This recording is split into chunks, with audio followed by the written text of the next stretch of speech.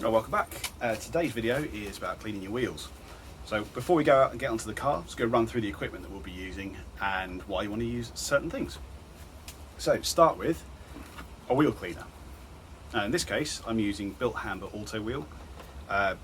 Very good product. Would thoroughly recommend that. Generally, when you're looking at the wheel cleaner, try and avoid acidic ones. They're very potent, can do damage to your wheel finish. Particularly good if you've got really bad grubby wheels. You know, things like Wonder Wheels is very potent. So if you're having real trouble shifting the dirt that's on there, give it a go.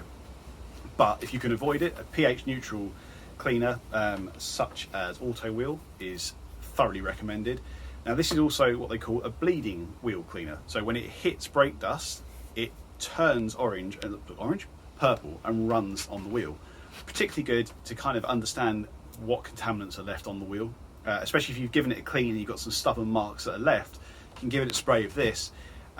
If it reacts, then you know it's still brake dust. If it doesn't react, then it could be something else. It could be tar and it could be iron fallout. So a bleeding cleaning wheel cleaner is a good option. Built Hamber Auto Wheel is probably one of the best on the market. It's definitely one of the best priced, that's for sure, and it's a very good performer.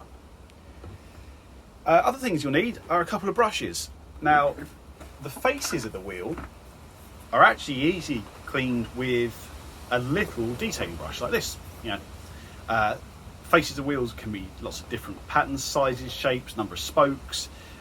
This makes very light work of all of it. Once you get inside that though, inside the barrel of the wheel, you want something bigger. Now, it doesn't have to be the easy detail brush. This is fantastic. It is also £20. So if you don't want to spend that amount of money, and I can't blame you if you're just getting into it or you just want to make your car look nice rather than it being more of a hobby. But some sort of longer wheel brush would be recommended. You can easily pick ones up for £5 that will do the job. Maybe not quite as well as this or quite as easily as this, but they will still make a very big impact into how you're cleaning the depth of your wheels. And finally, if you've got one, an old sponge. This could even be an old kitchen sponge. It does not need to be a car specific one. Ideally, you know, of course, it would look like the Trotter's independent trading 3-wheel van. This is for getting behind the spokes. Now, the main reason you want to try and get back there, that's where a lot of the brake dust lies, and you can't get too easily with the brushes, but you can like bend this behind the spoke and give it a scrub. Probably one of the only times anyone will advocate using a sponge when cleaning your car these days. So that's the basic stuff that you need, okay? Including the wheel cleaner. Go a little step further. Have some all-purpose cleaner. This is Built Hamber Surfex HD. You can look in my other video where I looked at other all-purpose cleaners as well. I'll put the card up for that up there. The household all-purpose cleaner would be just as good for this, of course, because this is going to be for cleaning the tyres. And cleaning the tyres is, you think, why would you do that? It's just to give you a cleaner surface to put on your tyre shine product if you choose to use one. The cleaner they are, the better it adheres, the longer it lasts. So for doing the tyres, I also use this additional brush. You don't need to. You could use a dish brush. You could even use a dustpan brush if you really wanted to. You know, something like that, just to scrub it in on the tyre, spray the APC on, give it a scrub. But use what you've got, basically. But if you want to go down that route, if you want to put tyre shine on, I would recommend cleaning the tyre first. It just makes it last longer. And finally, you need a bucket. Fill this with water and you just put your brushes in this after you've used them. It helps rinse them out. You're not going to use this water anywhere else in the car. After you've done the wheels, you're going to chuck them all away. So that's all good. I'd say overall process for cleaning your car is do your wheels first. Depending on the product, and do look at the instructions, you probably need about 5 minutes worth of dwell time for the chemical agent to work to its maximum capability.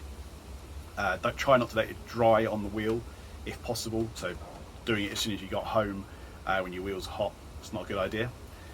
In direct sunlight, also not a good idea. That's the same for any sort of product on the car. If it's in direct sunlight and you can't avoid it, fair enough. Don't leave it on there for as long, and maybe accept you might need to do 1 or 2 hits on it. This is especially applicable if you're using acidic wheel cleaners. Definitely don't let them dwell on there for too long. You know, it will cause damage. So, stuff in the bucket. let's head off out to the car, shall we? See you in a bit. And we're back. So I'm doing this bit as a voiceover, as the audio from the original recording was really poor due to horrific wind noise. So apologies for that, and hopefully this is good enough. As you can see, I've got my protective gloves on, I've got my eyewear on, and I've got the wheel cleaner. The reason I'm wearing the protective glasses is in the past I've had wheel cleaner flick back off the wheel brush and get me in the eye. It's a really horrible experience. It's pretty potent chemical. I wouldn't want that to happen to anyone else, so I always advocate wearing eyewear when I'm doing the wheels. So we start off by giving the rims a good blast with the pressure washer up to full power, doing the faces and also getting inside the barrel as much as possible. Then we come back and apply the wheel cleaner pretty liberally. It's not going crazy, but we want to get a good coating on there, on the faces, inside the barrel as well. That's where I'm giving a bit of extra attention in there. I found with the built hammer cleaner, you don't have to drown it, but just apply it in the right places. And that's what I'm doing there. I'm leaning around behind the rear of the wheel to try and get the inside of the spokes. So here we go. We've come back 5 minutes later now. The wheel cleaner's had its amount of time to work. And I'm just going to go across the faces with the little detailing brush I showed you earlier, paying extra attention to my nuts. Always good bit of life advice that, really, I think. And once you've gone all over the faces and got all the crevices, you can switch over to the big easy detail brush to get inside the barrels. Now this is the thing that always flings back at me, which is why I'm also wearing a different t-shirt to what you saw me in earlier. This is just old clothes. It's a dirty job cleaning wheels.